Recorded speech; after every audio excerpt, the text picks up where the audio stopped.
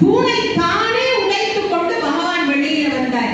சிங்க முகம், உடம்பெல்லாம் தேவ சரீரம், காலெல்லாம் மனித சரீரம், மூன்றையும் ஒன்றாக சேர்த்து வந்தார். ஏன்னா வாங்கின வரம் அப்படி, மனுஷனும் இல்லாம மிருகமும் அல்லாம தேவனும் அல்லாம மூன்றையும் ஒன்றாக இணைத்து நரசிம்ம மூர்த்தியாக வெளிப்பட்டு நேரா அவன் கேட்ட எல்லாத்தையும் நிறைவேற்றினார். உள்ளேயும் அல்லாமல் வெளியேயும் அல்லாமல் வாசப்படியிலேயே வச்சு, மேலும் அல்லாமல் கீழும் அல்லாமல் தன்னுடைய மடியிலேயே அவனை கிடத்தி, ஆயுதமும் இல்லாமல் அஸ்திரமும் இல்லாமல் தன்னுடைய கூறிய நகங்களினாலே இரவும் இல்லாமல் பகலும் இல்லாமல் சாயற்ற 6 மணி, அதுக்கு இரண்ய நேரம்னே பேரு.